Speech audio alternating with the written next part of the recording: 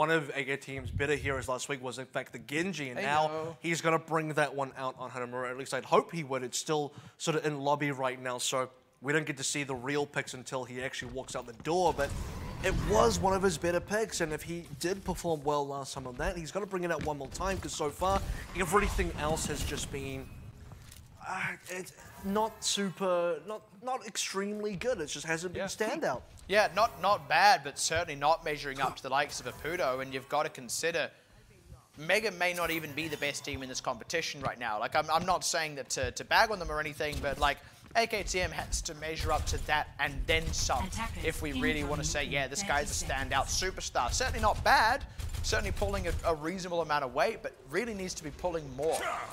And the one person they have to kind of shut out now for Yoshimoto, that is, to shut down is Mega's Incident Arc, is Apudo is one thing, and they've done a decent job of putting Apudo down, making sure Apudo is under control, but he doesn't mind that because he knows the other 5 members are also getting work done, especially Incident Arc. So a lot more pressure, I feel, has to go onto Incident Arc.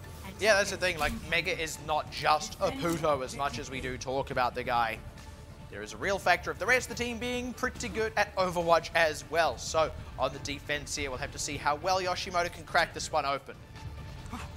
And it's looking at the Mega Tanks, by the way, in a great position to get an interception dive straight on board. And Yoshimoto Encount's going to maybe look to go left from their perspective, and this would kind of give them an opening to wrap right around the back of the point, forcing Mega to also counter-rotate to meet them on the point as well. And that is exactly what we are seeing. So now Mega established on the point. It's still Yoshimoto needing to find the angle in, and good read, good react by Mega here. Apudo just kind of looking for the angle. And when you see AKTM's ult charge, the fact that he's keeping up with Apudo on a soldier, that's actually really impressive. It certainly is, but we will still be seeing Apudo getting the visor up beforehand, but it might not even matter, because I mean, Incident Arc, right? That is insane. Oh! That's also insane. That is. For a very different reason. But Beb has to take a dive anyway, so Mega do get to resettle these members. So they finally do kind of, it's barely a punish on Incident Arc, right? Because, like you said, Beb has to reset. Anyway, Incident Arc, after getting 2 kills, and he's been mainly the guy on Mega, finding opening kills, or at least if he doesn't find the opening kills, he finds a way to allow other members to get opening kills, like sticking a pulse bomb onto a tank, then having a teammate finish that tank off. But speaking of pulse bombs, he gets the first ultimate of the game. Amazingly. Incident Arc is really showing up. I mean, he's always been a decent factor on Mega, but tonight just seems to be his night here. Got to see Maffin start to measure up to that one as well. Especially when you got 2 superstars on either side of Apudo and AKTM, and Incident Arc is the biggest name right now. That being said, well, I cursed him. Yeah, I guess we should shut our mouths, right? Now AKTM just looking to route out the rest of these members. Decent Bionade, but unfortunately just can't quite get the damage out. As I said that, actually, they do indeed close out on Mason and Saint thanks to that nano boost on Apudo. Didn't even have to commit the tactical visor. Saint does just barely re-mech in the nick of time, but I mean, it doesn't really matter for much, right? The rest of Yoshimoto has kind of already been taken out from underneath him while he was busy self-destructing and re-meching. That's that tank factor I was talking about. Exactly, and for Mega as well, they know how to pull themselves backwards. They know how to keep their members alive. As long as Apudo stayed alive, he can get back into the fight. The nano boost was great in doing that. The nano boost was also great to allow Apudo to get the counter trades in there, the counter damage in there, the punish that they need to punish a dive like Yoshimoto Encounts. And now 1 minute 22, I feel like we've been here forever.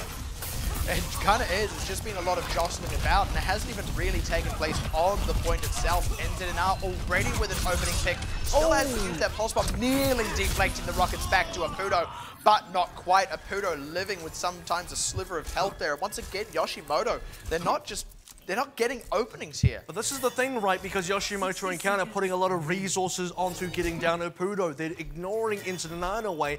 They're being punished for that. Incident Arc's cleaning up kills, and also they're not killing Apudo. So if you are putting the resources into getting the man down, you actually have to finish the job.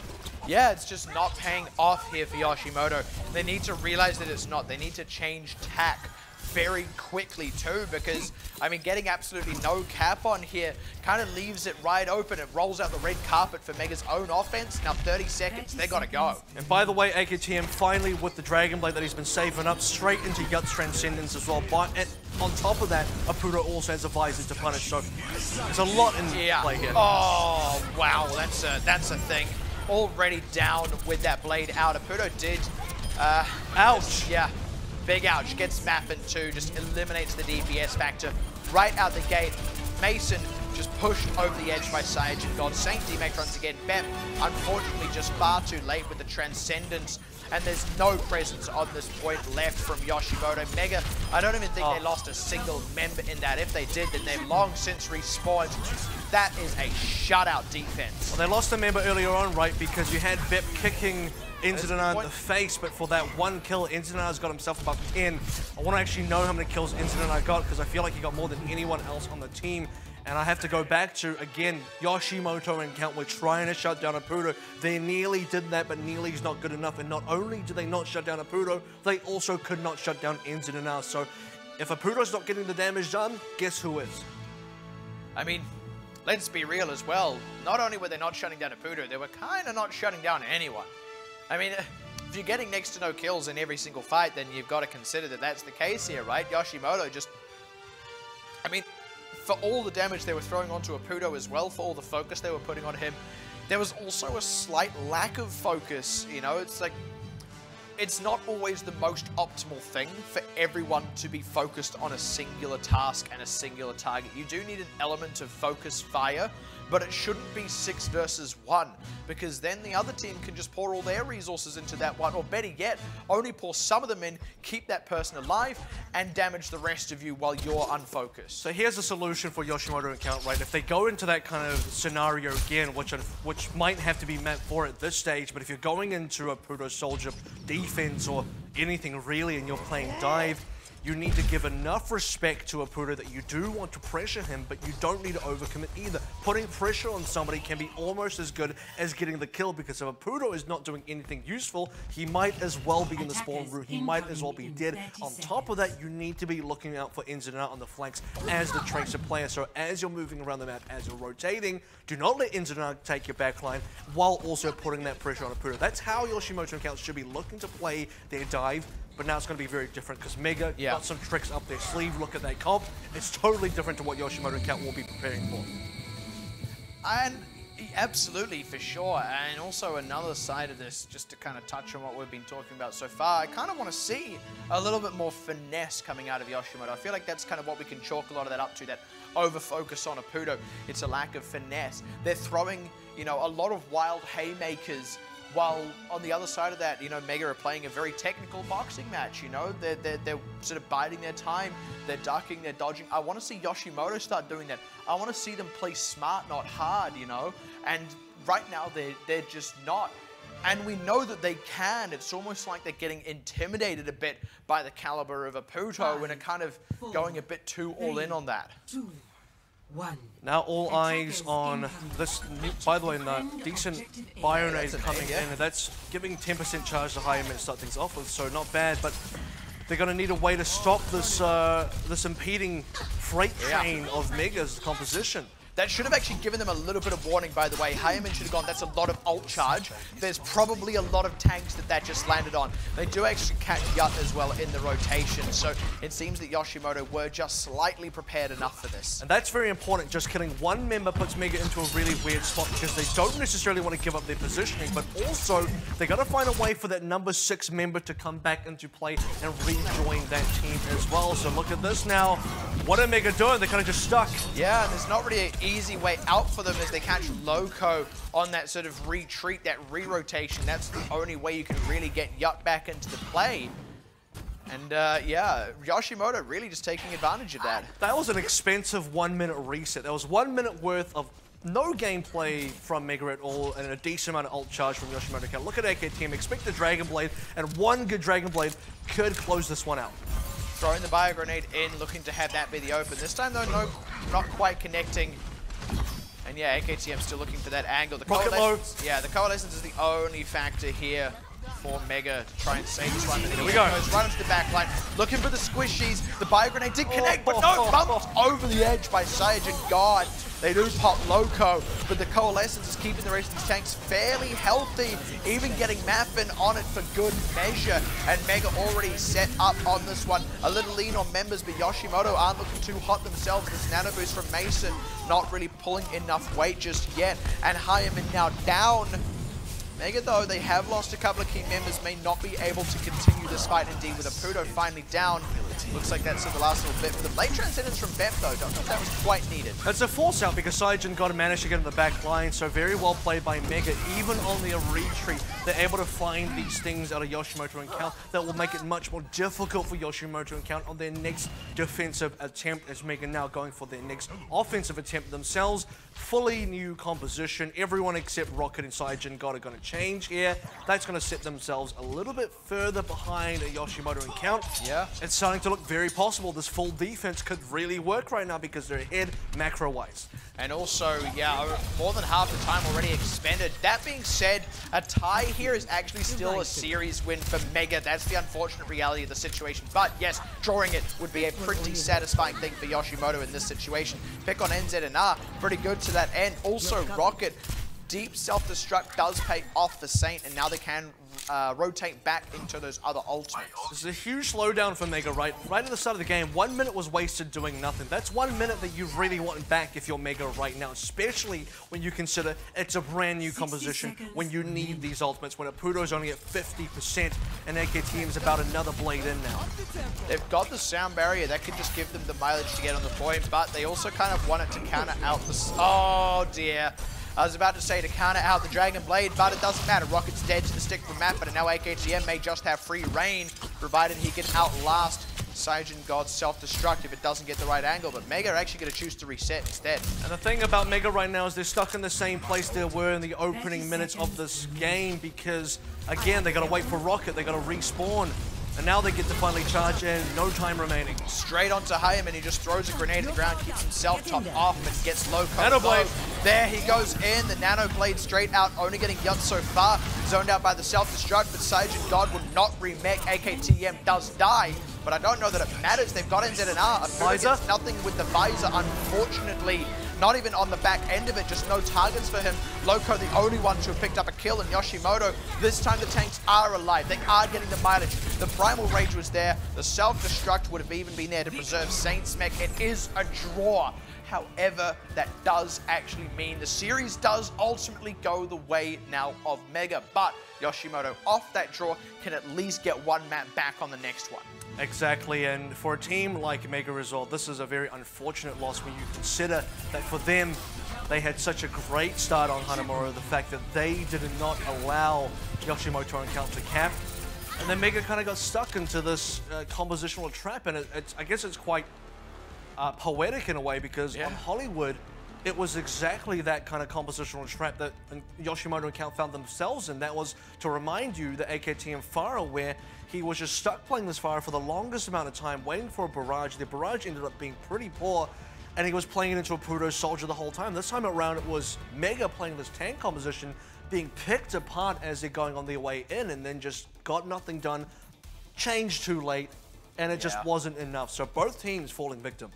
Yeah, unfortunately so. And I mean, Mega, you'll be happy with the series win, but in another sense, you're going to don't get that map. Yeah, you're going to kind of be kicking yourself for that, exactly, for not getting that map when it was like so achievable. They only needed a third. Like, how is the team that just about shut out Yoshimoto on Hollywood just been then not able to execute on Hanamura? It kind of boggles the mind a little bit, but it has now come to pass. The best they can walk away with is a 3-0. It should still be enough to really start pushing them into that safety territory as far as making playoffs go. But man, you want 4-0s if you can, because in reality, nothing is safe. And that one map, plus those two that they lost in their previous game, could be the difference between them finishing their second or maybe finishing in the third. Because Mega haven't had a 4-0 yet. Blank have had two 4-0s.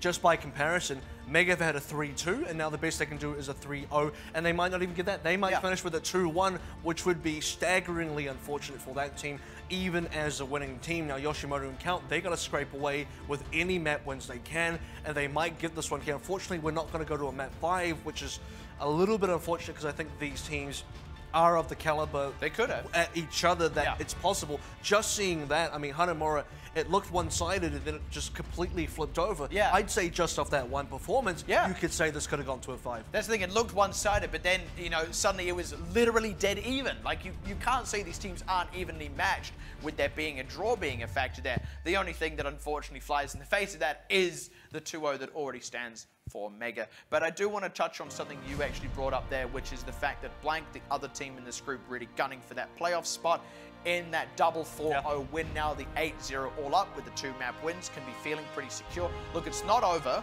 certainly not over, but they're kind of on that trajectory to close out in pretty convincing fashion in most of their games.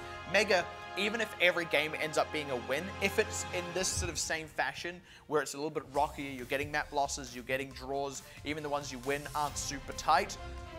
If you go into the playoffs in second place not looking as strong as the first place finisher from your group, you've still got to feel nervous about completing your playoffs run. But all that for another day.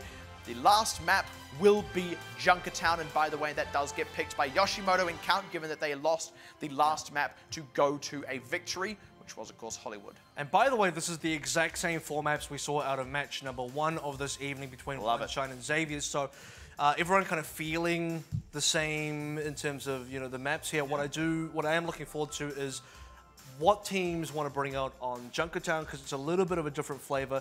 Where are the Widowmakers if they're going to come out? Also, Yo-ho-ho. Also the pirate ship, right? And not just the pirate ship, not just the Bastion, but the Orisa, Hog, and Junkrat gameplay as well. So both teams gonna really need to. You had your hand on my shoulder for a little bit too long. It was a little eerie. It's like an uncle hug, it's a little bit too long. Anyway, let's get straight into Junkertown now. His team's getting set up. Mega once again starting out on the defense. Uncle hug. Oh my god.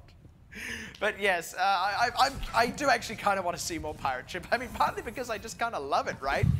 And Land ahoy.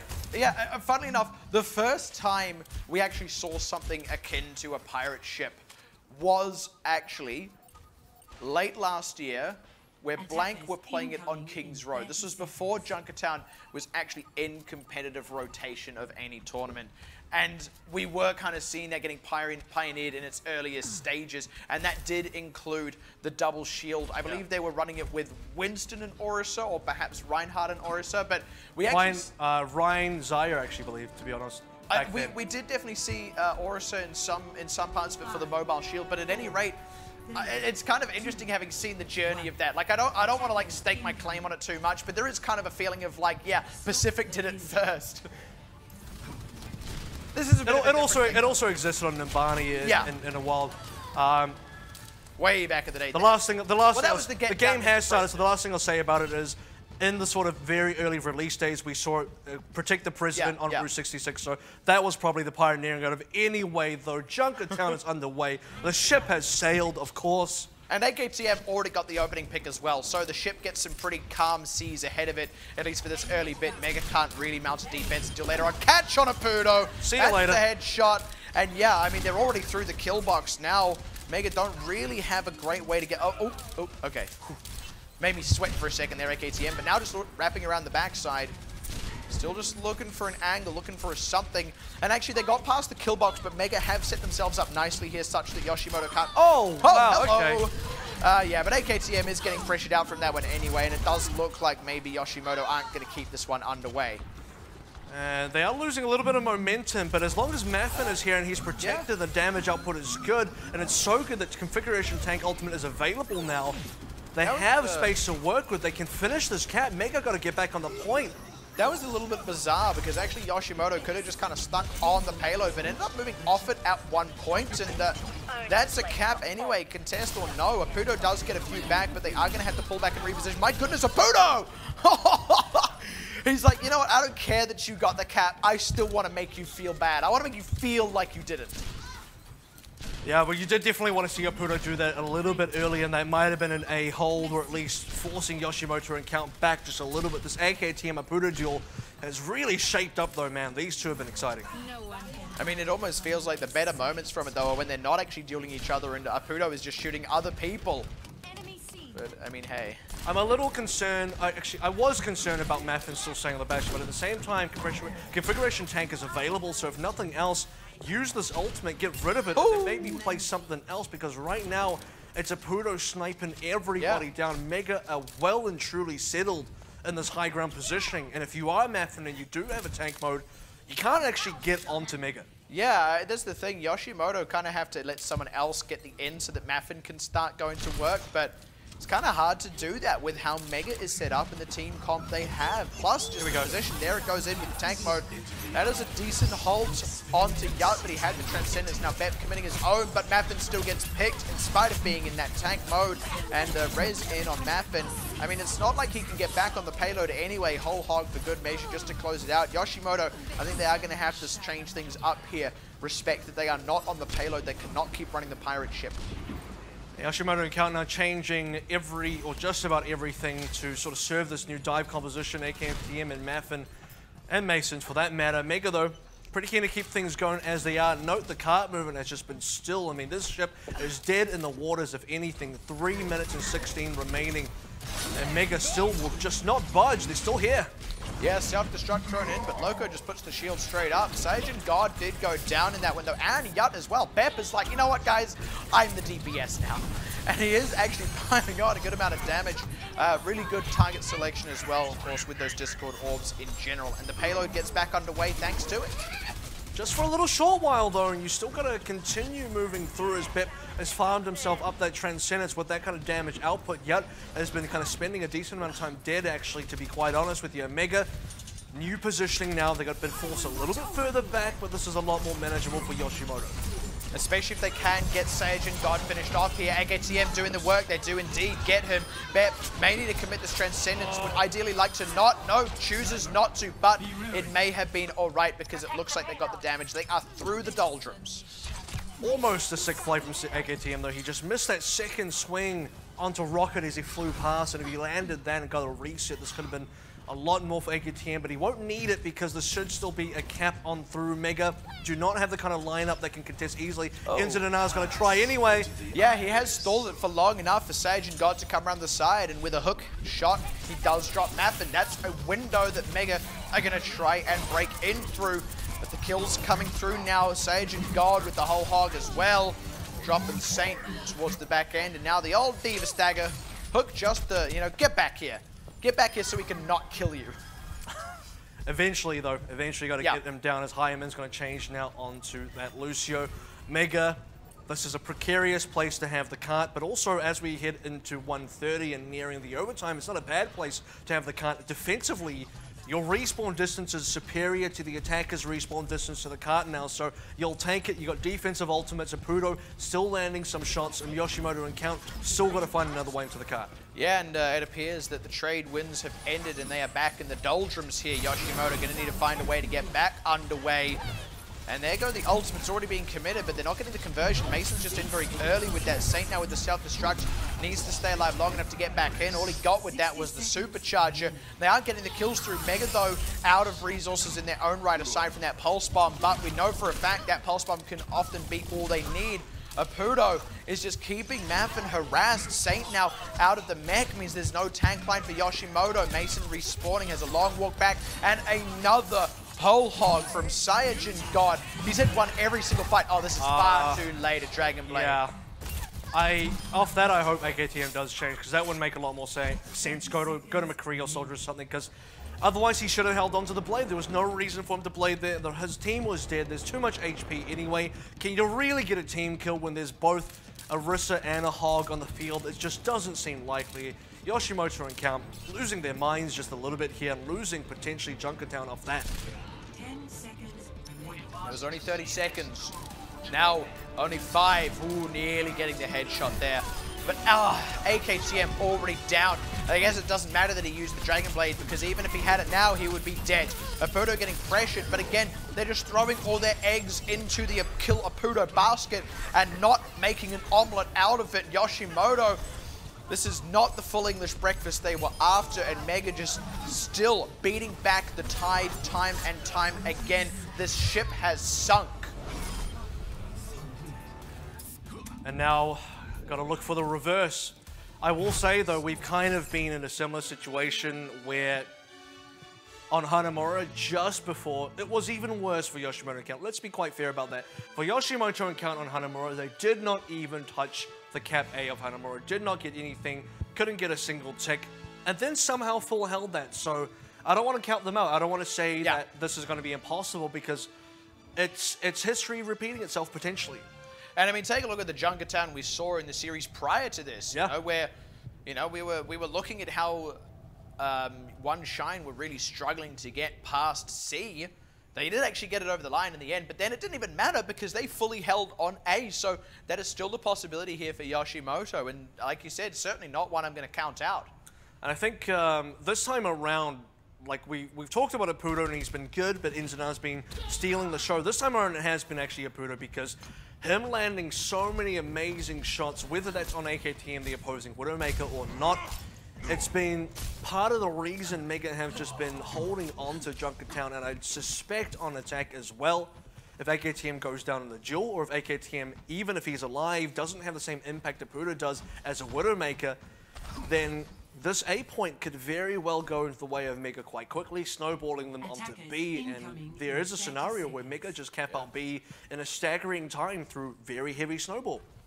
That's the thing, we need to see AKTM really flip the script, not just of Junkertown, but of the series thus far, where truth is, Apudo has just kind of outclassed him. And you got to actually say the same of Maffin and NZNR. In fact, if I really want to draw a head-to-head comparison across the board, draw or no draw, Mega on the whole have just looked that little bit better individually. You know, a 1% each amounts to a 6% overall, and so far that has been enough for Mega to be 2-0 up. Yeah, and I don't want to speak too soon because that headshot did come on through. Early Infrasight, by the way, a huge advantage for the Widowmaker duel, but kind of went into this match at the start saying Genji was AKTM's one of his better picks, and unfortunately so far, at least on this map, it just hasn't been. So Widowmaker has to be where he gets the job done. Oh, and you talk about early Infrasights. Now it's Apudo who's swung it his way. Mason, the first casualty, is NZNR again, just already running circles around. Yep. Headshot I mean, that's it. That's it right there. Yeah, you don't even need the Infrasight advantage here. You've already killed the other Widowmaker.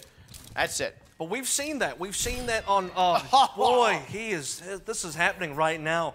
The Yoshimoto Encounter feeling this right now. Look at that cart move on through. The entire Yoshimoto Encounter defense is scattered. They're waiting for respawners. It doesn't even appear that they will come and defend this A anymore. They've given that one up. Now it's all on to B. All in 5 minutes 30 remaining. Yeah. They've done it on Hanamura, but they got to do it again on Junkertown. Yeah, it's certainly not going to be that full hold on point A. That being said, the payload got far enough on B that there are some very defensible positions for Yoshimoto to take up here. Don't even peek him. It's so dangerous.